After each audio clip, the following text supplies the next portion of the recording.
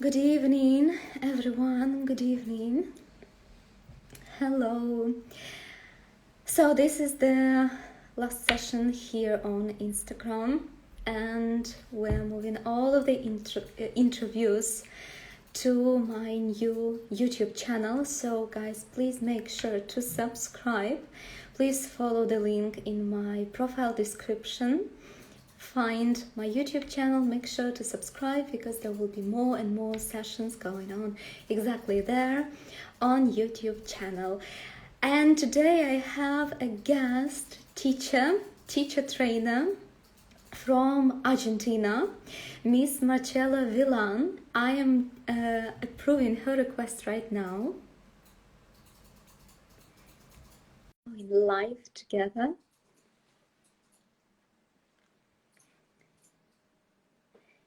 Okay, so connecting. Hello. Good evening. Oh, for you it's a day. It's good afternoon. Yes, of course. Yes, it is. Here it is just 2 p.m. Okay, so it's lunchtime, I imagine, because it's a very special day here in Argentina. It's a holiday. People are not working.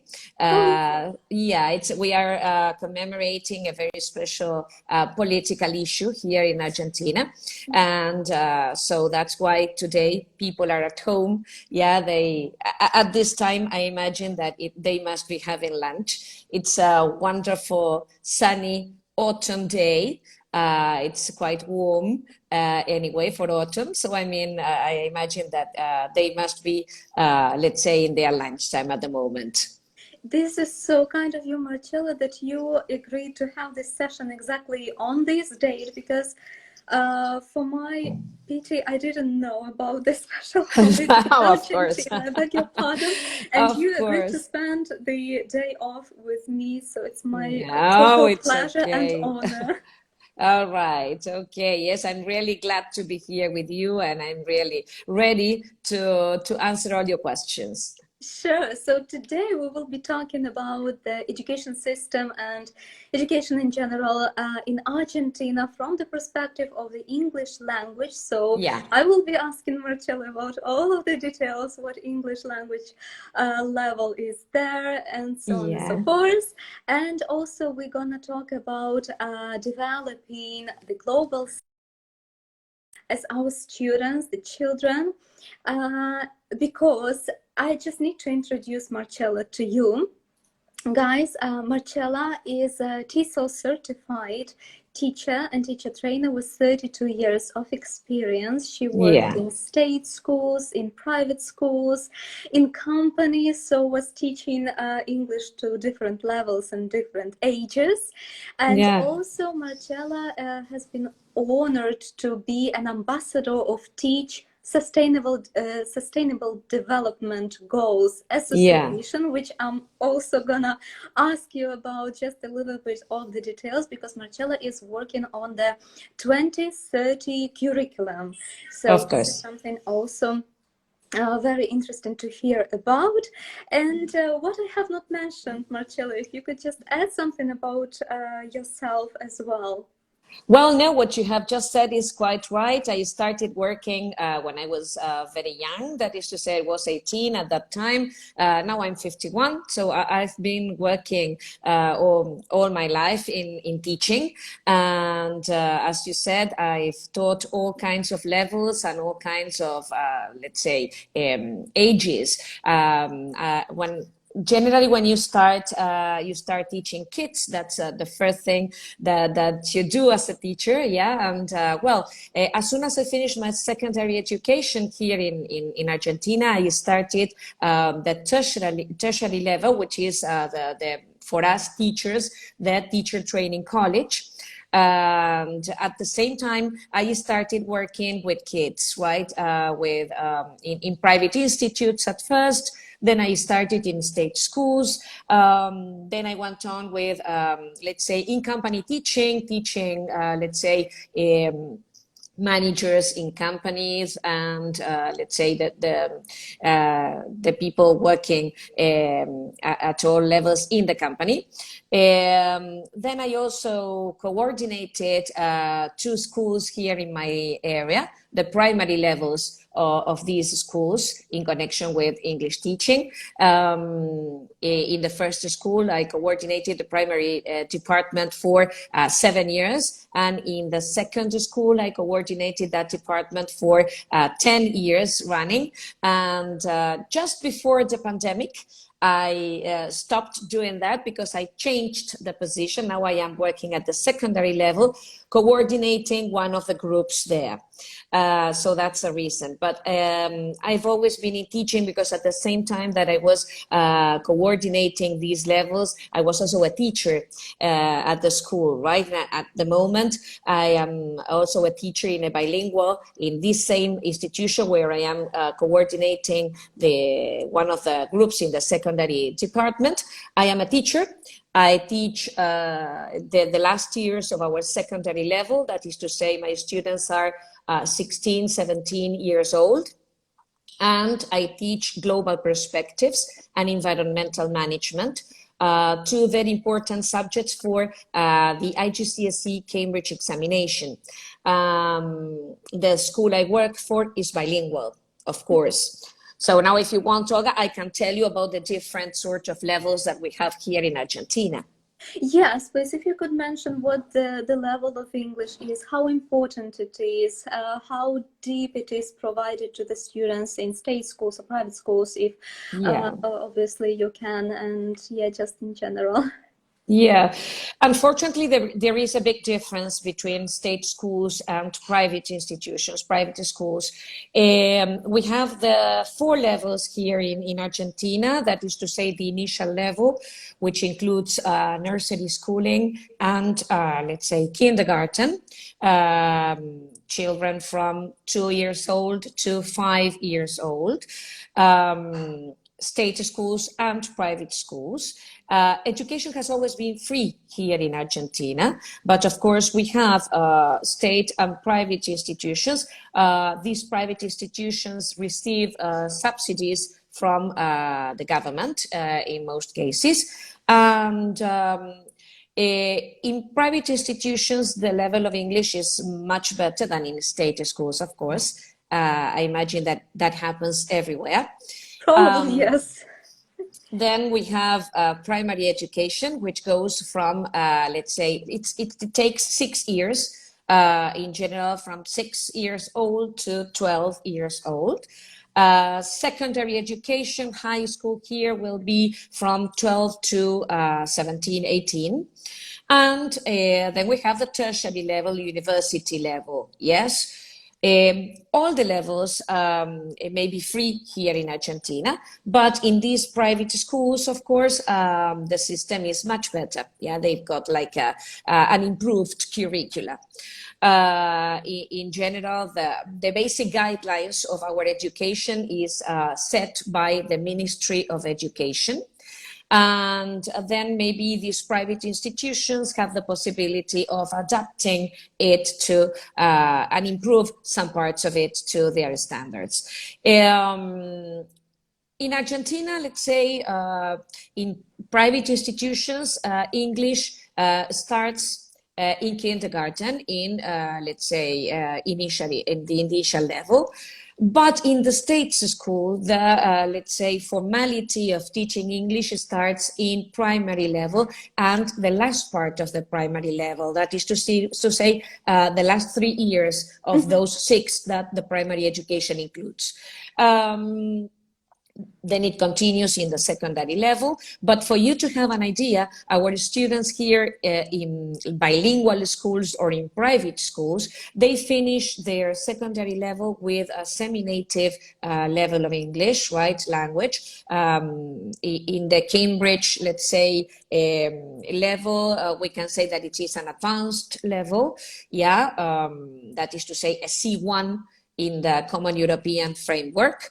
But let's say in state schools, the level is different, right? Maybe they reach an A2 level in the Common European Framework, maybe a B1, right? But no more than that, yeah? So there is a big difference, of course. in general, those students that go to these state schools, then they study privately in with private teachers, yeah, in private institutes or in the houses of these private teachers. I see. Thank you so much for this idea. What about when the students want to enter the universities? So do they tend to go to abroad, for example, and they need these certificates, right? So kind of IELTS or TOEFL. Which one is more popular with them, and Yeah. what's the tendency? Yeah, well, of course, that depends on the country where they want to go to. If they go to, most of our students go to United States, and in that case, they will be sitting for TOEFL. But nowadays, one of the big destinations is Australia. There are lots of students going to Australia or people planning to go and live in Australia. And for that, they sit for the IELTS, right, which is the one that they are asked for. Here, the most common examinations in these private institutions I'm talking about, in these private schools, let's say, are the Cambridge examinations. For certificate, advanced. If it is a bilingual institution with a bilingual status, then IGCSE examinations are very common there. Or maybe the International Baccalaureate also in some of these institutions. If not, most of the students that I have just mentioned that go to state schools and want to improve their level and go with these private teachers, what they do is to sit for the first certificate level, which is like the, that is to say, it's a B2 in the Common European Framework, and it is like the standard level of English asked here to be able to work in multinational companies or enter some private, let's say, universities, right, with a first certificate level. Maybe you don't have to, let's say, sit for the English subjects that you have in these private universities, right? I see. And such question, it's always interesting, to hear, because whenever you work in a state school or private school, always there is a matter of the number of students in a class or in a group when it comes to teaching English, for example, because I worked in a state school and we had 10 students in a group, so one class would be split into 3 groups, and in another school I worked and I had 30 students that's in it. one class, so it all varies. But what about in Argentina? What is the Well, the number average? is quite similar, as you say. In state schools, the number is bigger. There are more students. You may find between 30 and 40 students in a class, which makes it very difficult, let's say, to teach English, because of course, not all the students learn in the same way. We know that, and it makes it very difficult to, let's say, adapt our needs, to so many students, in private institutions, the number goes between 20 and 30, maximum 27, right? Okay, in private schools, Then, of course, when they study privately with private teachers in institutions, in institutes, or let's say in their houses, the groups are smaller. Maybe they are private classes, just one student only, or maybe 5, 6, no more than that. Yes, which is better, of course, for the teaching purpose. Anyway, I think that in most private schools, at least in my school, we do so. We take into account these different needs of our students, and we work with projects that, let's say, encourage the well teaching for all of our students. I see. What makes it wonderful or difficult to be a teacher in your country? Well, Argentina is a country in which education is, let's say, the same for girls and boys. I mean, to say there is equality in that sense. And what makes it great for us to be a teacher here is just the question of being a teacher.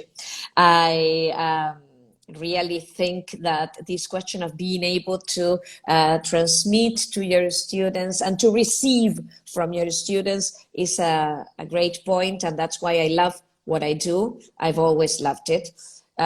Maybe we get tired because that happens everywhere, right? And you get tired of the work, you get tired of the load of all the forms that you have to fill in and all the things, extra things that you have to do in connection with teaching, especially if you work at schools.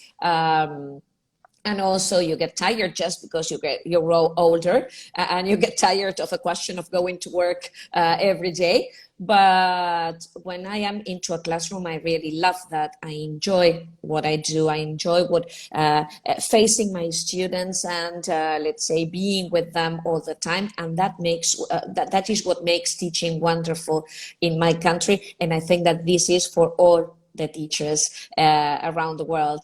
When you love teaching, you have this passion inside that no matter what happens around, it's makes you feel great, and it makes your day wonderful when you are with your students. On the other side, on the other hand, if I have to talk about the drawbacks, well, I also think it's an international issue, this question of teachers not being well paid. In general, salaries are not good. And well, that is what makes maybe that is the bad point of education, of teaching here in Argentina. Yes, there are always strikes and there are complaints to the government, of course, but well, the situation has always been like that. Since I started teaching 32 years ago, we have always lived the same situation. And it's what we have really. The question of a badly paid job. Yeah. I only hope, and probably a lot of teachers will also agree, that with the current situation, I think not only in the teaching area, but everywhere, the things should change tremendously. And of course, everyone hopes for the better, but I think it should be, something should happen. And in terms of these energy consumption, I think, obviously, even the computer or our phones, they go dead, so they need to recharge, and the same we as well. And I think when we are working and creating some materials and teaching lessons, and then you're kind of looking forward for the weekend or so, but then during the weekend you're like, okay, I'm recharged. I need to go. I need to and thinking about your students. Yeah, of course. You are always thinking about that. That is the life of a teacher, I imagine. Whenever you are, whatever you are doing, you're always thinking about your classes and about your students and about what you are going to take to them, what new thing you are going to surprise them with. Yeah, so, or maybe you're watching a video and you say, oh, well, I can show this to my students because this is really useful for this purpose. And you are reading a book and you think the same thing. You say, oh, well, yeah, this is wonderful for my students, right? And you're always thinking about your classes and your students. You go to the stationaries and you see things that you can take to school to give to your students. Yeah, so that's the wonderful point of being a teacher. That's a wonderful part of being a teacher. Marcela, then could you please comment who is a true teacher in your opinion? If you could describe. Oh, well, what makes a true teacher? For me, the true teacher has the ability to develop great relationships with their students. It's not the one that transmits content, okay, the one that talks and talks and talks in a classroom, but it's the one who can really reach the students, in other ways. The good teacher has the ability of being a good listener, of listening and paying attention to the students' needs.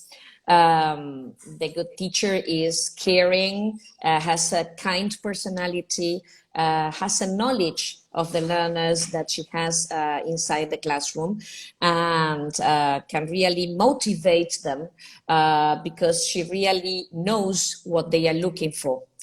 That's why it's very important to get to know your students well as soon as classes start. That sometimes is a drawback because you keep on changing students all the years, right? Okay, and if you work at the schools, especially. So maybe you just have the possibility of being with them for some months, right? That is what an academic year is. But anyway, in those months, you have to make the most of it. You have to reach your students in all the ways possible. That was one of the things that happened last year with this, let's say, question of going virtually here. This question of trying to reach your students, no matter the means, if it was online or by WhatsApp, because here there were teachers who also taught through WhatsApp. So, I mean, the idea was to reach your students. That is what makes a good teacher for me. You have to engage your students in learning. And for that, you need to get to them first. Absolutely. And mentioning all of these, it's always been a question, what does it mean to be what are the most important skills for a modern teacher? And no matter when you ask this question, it's always like modern teacher for this period of time. So taking into account our period of time, especially, again, going through all of the changes, which are very, very fast and require from us also new skills, because our students are changing, our people changing, circumstances changing. Of course. In your opinion, what are the most crucial skills for a modern teaching today? For modern teaching and for teaching always, I think the most important skill in connection with, let's say, personality, let's say, is empathy. This is a word that is going around so much nowadays, right? Yeah, that we have to create empathy, build empathy on our students, right, in connection with global issues. But we do not have to forget about our empathy to our students. We really have to know that our students face different realities once they go out of our classrooms. And maybe when they go or when they come to our classrooms, it's the moment in which they face you and have a different, let's say, reality from the ones that they live outside. So take advantage of that time as a teacher. Take care of your students, right? Help them, right? And in that way, the teaching will always be fascinating, because I really believe, I truly believe that to be able to teach, first you need to build the relationship with your students. Yeah, in that way, learning will be meaningful, learning will be positive, learning will stay in their minds, in their hearts. Yes, and it will really make the teaching profession for you great. Absolutely. If I may ask then, during this time of establishing the rapport and building the relationship, still the classes should be going on, especially if it is in a school, for example, because with the private teaching, you're more flexible, right, than in a state school. Yeah. So what would you suggest? How do you actually build the relationship? Is it going through some kind of extra minutes before the actual material that you have to teach during this class, or is it like after classes? What does it mean to build a relationship? Of course. Well, Olga, you know that everyone talks about social emotional learning, which is something that we need to include, that we need to take to our classrooms, to our classes. And of course, it's very important to do that, because, I mean, starting your classes, getting to know how they feel, how they are, if they have had some problem,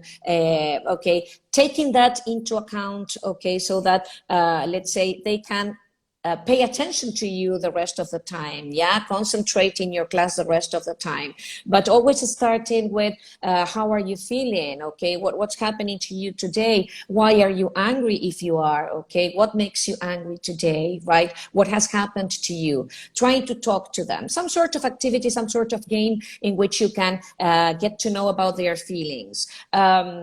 even at school, you know that during the day, our students go through different feelings, yeah?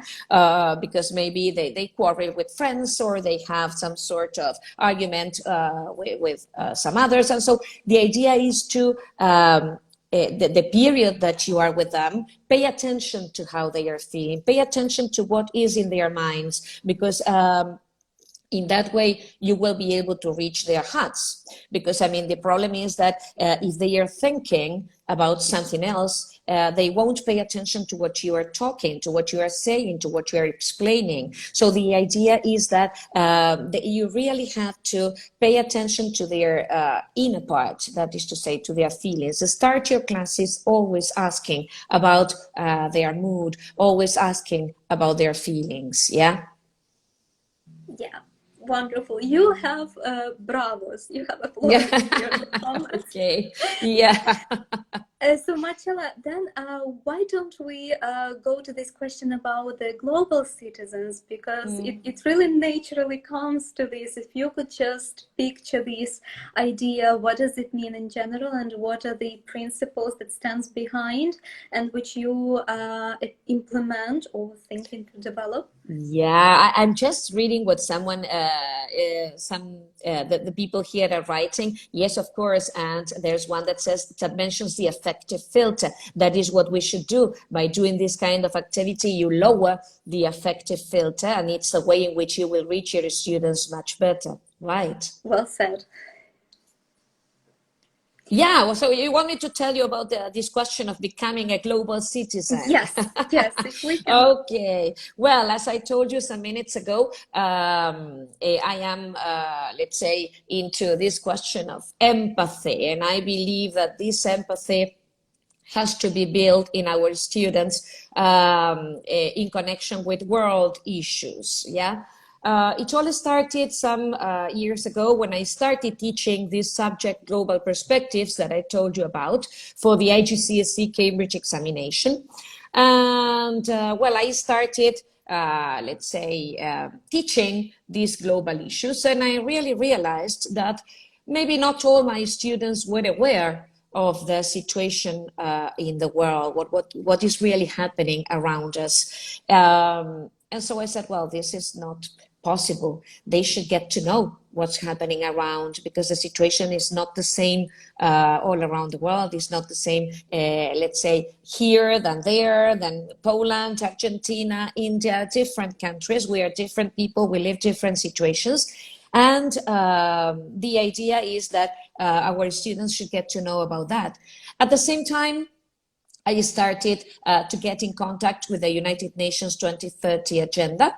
And I started entering international projects, and I became this TeachSDGs ambassador with the idea of raising awareness, raising awareness on our students about these global issues that, I mean, they should get to know about, because if we are saying that the United Nations agenda is for the year 2030, that is to say, we are talking so much about this 2030 agenda, by this year, the 2030, we should be achieving certain goals that the United Nations proposes. That's the idea. All the world is working towards them. And so the idea is that our students in 10 years' time, 9 years' time, 2030, they will be adolescents, they will be young adults, right? And they will be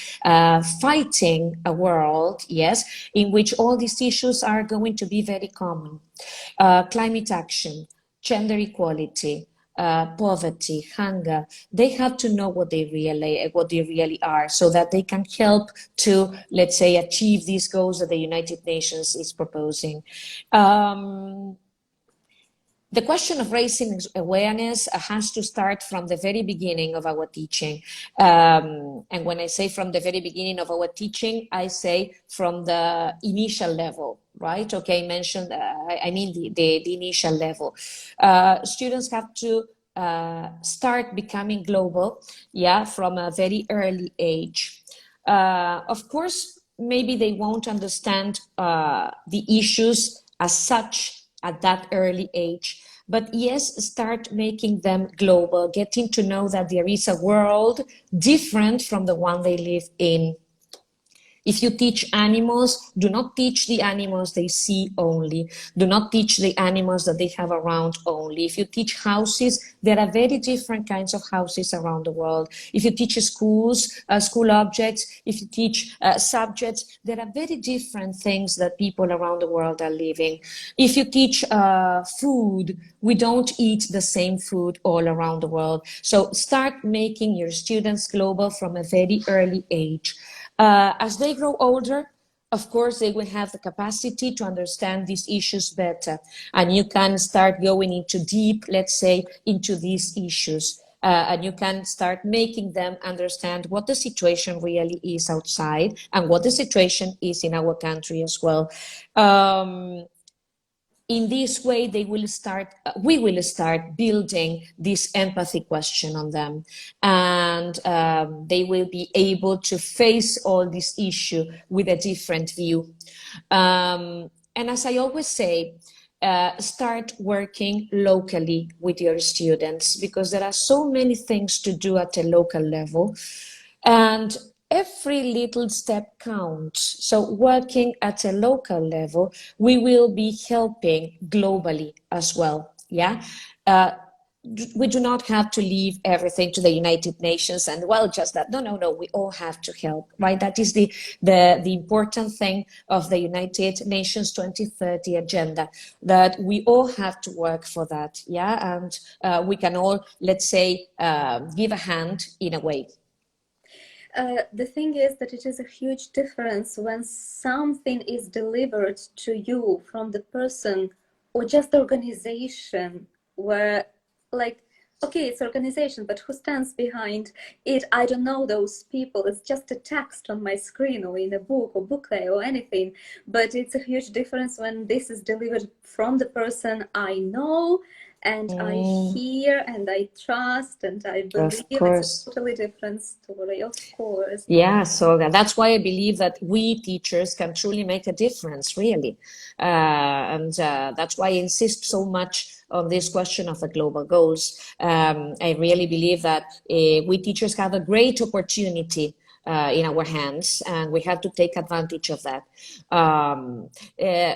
Nowadays, the question of teaching English in any part of the world does not have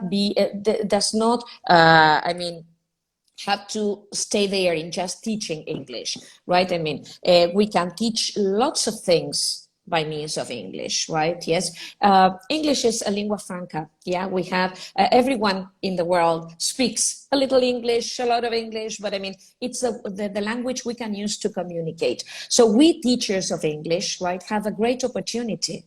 Yeah, because we have this possibility of teaching English through a lot of means, not only teaching the grammar, right, and the vocabulary, but we can teach content, right, with a lot of issues, with these global issues, right, and at the same time, yes, make our students speak, make our students listen, make our students write, make our students read, okay, and so using all these skills that we need for the language. Absolutely. It sounds so great. And actually, I was thinking about if we are English teachers, as you were saying, we're like global ambassadors of the English language. That's it. Yeah.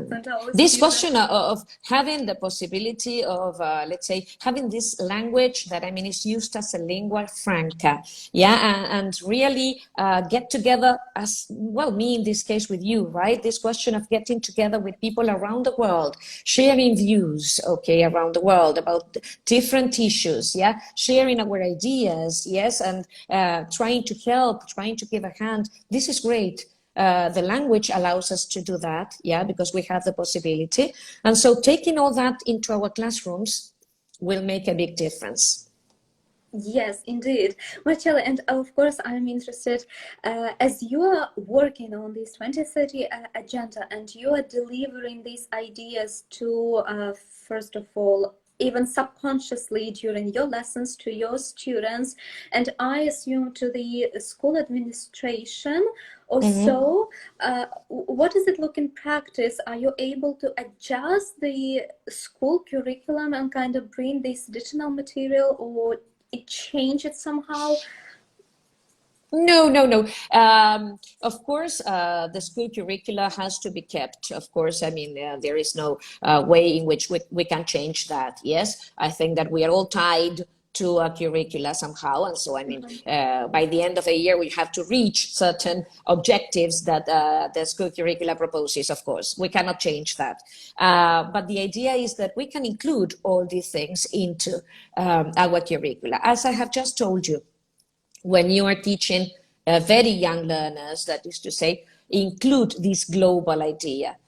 Just for example, when you teach clothes to little kids, yeah, and don't just teach the clothes that we wear, right? Yeah, that for example here, if I talk, if I'm going to concentrate in what happens in Argentina, I don't have to teach just the clothes that we wear in Argentina. People in India don't wear the same clothes, right? People in Africa don't wear the same kind of clothes.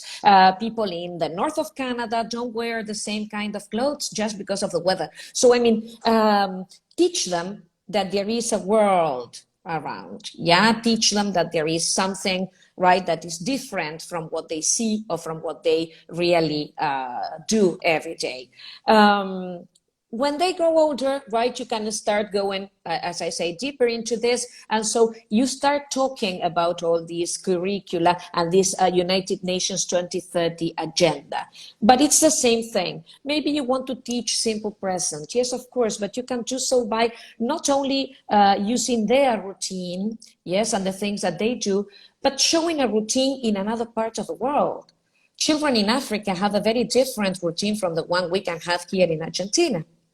Yeah. Because of the needs they have the need to fetch water every day, something that we do not have here in Argentina. So their routine for sure will be different. Well, take advantage of that. You have to be able to teach, yes, let's say the content that you need to teach. Exactly. The grammar content, yeah?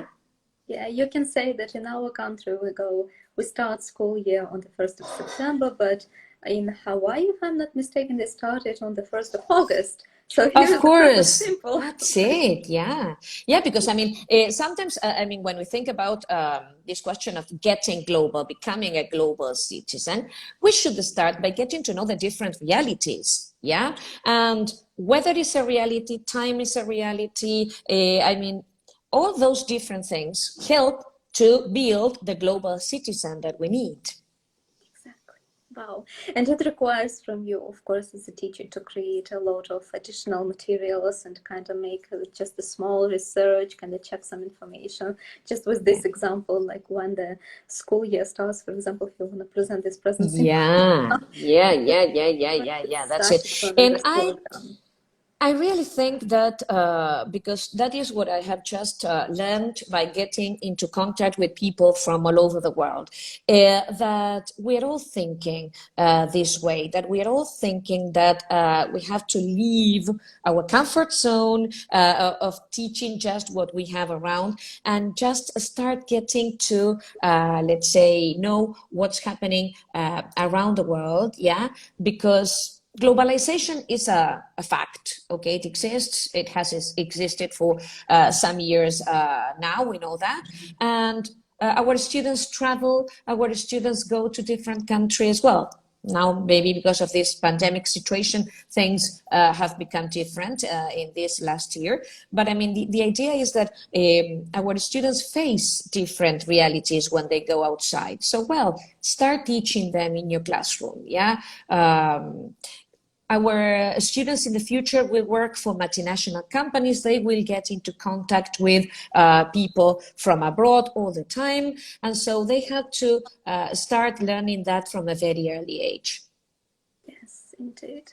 Marcela, I want to come to this point of your role as an ambassador for the Teach Sustainable Development Goals. as we come to this, can you please just mention a little bit about this association, about the organization itself, just a few words? Yeah, that's it. It's a non-governmental organization, of course, created by two teachers, Jennifer Williams in the United States and Quinn Timmers from Belgium. And of course, they are creating wonderful projects in which we can all enter, we can all get into them. One of them is the Climate Action Project, which is worldwide known. By entering this Climate Action Project, working for climate change, of course, you get connected with the schools all around the world, and you get connected with, let's say, these different realities we are talking about. But you can see that we're all fighting for the same thing. We are all fighting for a better world. We are all fighting for the need of, let's say, a broader understanding of what the world is like. So it's really very, very important, yes, to enter these international projects. In last January, for example, I entered one called the Global Goals Project, in which students all over the world were fighting for different goals, yeah, trying to imagine projects, yeah, to fight for these goals. And there comes a moment in those projects in which you have to get connected with these schools. So what they have managed by means of this TeachSDGs organization is to make the world connected, yeah, to get the world connected. And they are becoming more and more, let's say, famous. Yeah, they are really entering this question of getting into contact with all the world, and they are very happy because of that. And of course, the teachers that participate in these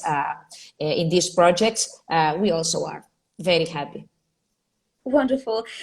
Michelle, I just want to mention, guys, everyone who is watching us now, if you have any questions just on the go, please feel welcome to ask anything. Ask Marcella about the education in Argentina, everything what she's talking about, the global citizens and the Sustainable Development Goals Project and Association. So anything you want to know, just feel welcome to ask your questions. And Marcella, could you please explain what does it mean to be an ambassador in this organization? What is your role? What are your wishes? Yes, the main idea of the main purpose of this being an ambassador is just to raise awareness on these issues, right? Just in what I try to do at least is just to raise awareness in my country. You know that I've got this, let's say, Instagram account, 21st Century Tools, by which I try to, let's say, make teachers aware of all these issues. Yeah. I also run some workshops or webinars in which I talk about this question of how to make our students get global, how we can take this to the classrooms. In this case, project-based learning helps a lot. Because we can use projects to introduce all these issues. And I try to take all this to, as I told you a few minutes ago, working locally to be able to reach globally. Because, I mean, there is always a lot to do if you just look around you. It's not that we have to go abroad and go to, let's say, another country, yeah, to help. No, you can do a lot by just looking around. The situation in all the countries, I mean, is different for, let's say, the different people living in the country. And so, I mean, the idea is that we should be helping, let's say, locally first, yeah? When I work with my students, I always go from a global perspective to a local perspective. That is to say, I always make them see what's happening around, what the situation is like around. Then I make them go to what the situation is like in the country. Yeah, and that is to say, nationally speaking. And when we reach the local level, yes, it's when we start really working. As I always say, We don't have to go to Africa. We don't have to go to Asia.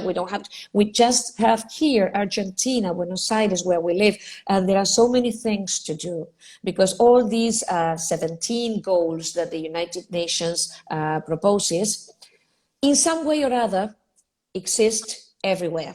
Yeah, maybe in some countries more than others, in some places more than in others, but I mean, they exist everywhere. Everywhere around the world, you have gender inequality, and you have poverty, and you have hunger, and you have problems with education. And you have the question of making the question of sustainability, which is very important for these issues. So, I mean, try to use it at a local level. Try to use all this United Nations 2030 agenda at a local level first. And just by giving a hand locally, we will be helping all the people around the world because problems will start getting solved, yeah, all around the world. You have applauses again, and comments that it's excellent.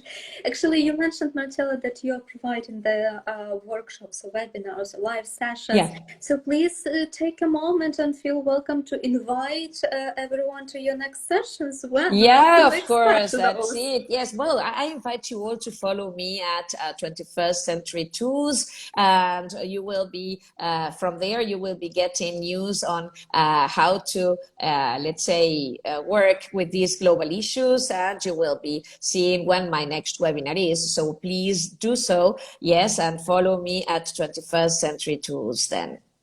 Brilliant.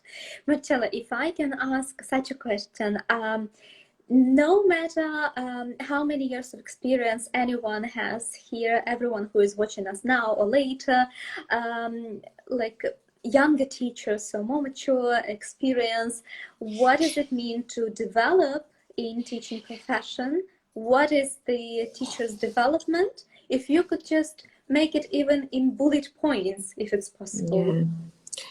You know that there is a saying, which is very famous, we all know it, that says, never stop learning because life never stops teaching.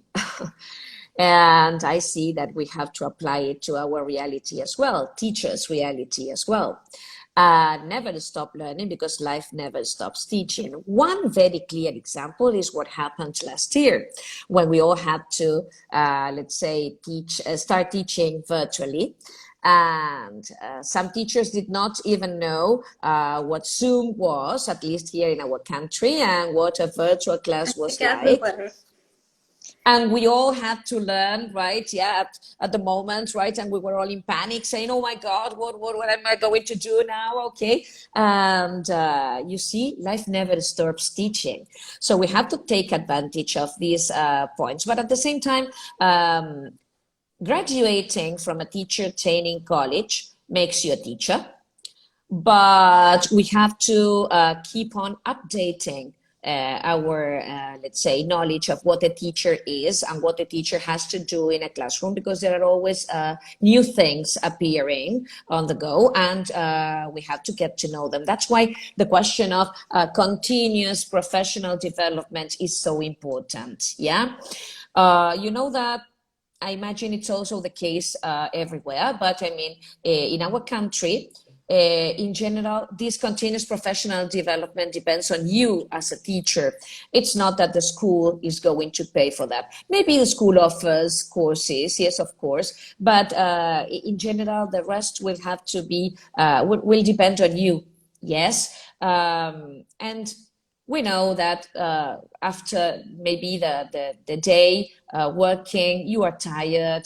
Maybe we don't want to go into a course late at night, and we don't want to spend our Saturday maybe on a course. But we all know that it's very important to do so, because it's a way in which we will get improving all the time. We will be improving our teaching career all the time. And in that way, we will be improving our students' learning as well. So let's go for that. Let's go for continuous professional development. I really insist on that always. Life always teaches you, right? Somehow or other. But do not forget the continuous professional development you have to do as a teacher. Yeah. And the beauty is that if you keep learning some new things, or even tools, or just simple tools like Canva, yeah. So some teachers who are like a bit more experienced, they would not know about it with the comparison of those teachers who are a bit younger. They are more like up to date with all of these online tools, right? So something new to learn. So the beauty is that learning something new, you kind of become younger because you're course, always yes, up it to is. date with Yeah. the younger generation. I feel the same thing. I feel the same thing. It was this question of all these new tools that we have nowadays, because of this question of working online a lot, has made me feel nearer to my students, of course, right? Yeah, because of the things that I started learning, most of the things that they usually maybe used just before the pandemic. But I mean, it's really great to be able to continue improving and continue learning all the time. Yes, it makes me feel great. I never imagined that after that being 50 years old, I would go into virtual teaching so much and learning so many new tools. And there is always something else to learn, and there is always a new tool that appears, and there is always a new thing to get to know. So I mean, it's really great. Yeah, whenever I learn something new, I feel wonderful. Yeah, and I go to bed feeling great, really, because I mean, it's this question of wow, the world is not finished. Okay, I mean, we have lots of things to keep on learning. Yeah, that's so well said. Again, excellent. Marcela, thank you so much for all of the answers. It was a tremendous pleasure of mine to have this conversation with you and the interview with you. And thank you so much, guys, for being with us. Thank you for your comments. The thing is that this is not our last interview with Marcela. We are planning to do more, and we already know some questions we would like to cover, but if you're watching this live right now, or you will be watching it as a recording, if you have any questions for Marcela, and maybe you have some suggestions that you would like us to cover some particular questions, so do not hesitate to leave a comment and just let us know what you would like to hear from this wonderful lady, wonderful expert in her area, and it's just such a noble activity that you are doing, Marcela. Is just huge bravo to you. And Oh, thank you. students must be I'm really tremendously very happy. happy. Yeah, I've really enjoyed this interview a lot, and I really feel great to have this possibility of talking to you and get in connection with all your audience and all the people that are watching us and will be watching this recording later on. So, yeah, any question? Yeah, of course. And we're planning to have more interviews, and it will be great, of course. Absolutely, but all of Thank the you, future Olga. interviews would be on my YouTube channel. So, guys, please make sure to subscribe and follow us there. Thank you so Okay. much, Marcela. Again, I wish you a Thank you, wonderful Olga. rest of the day, of your day off. Okay. Yeah, I still Enjoy. have all the afternoon to go. Okay. So thank you, Olga. Thank you very much. Thank you, Marcela. So, It's been a bye pleasure. bye and see you Bye. next time. Bye. Bye. See you. It's been my pleasure. Bye bye.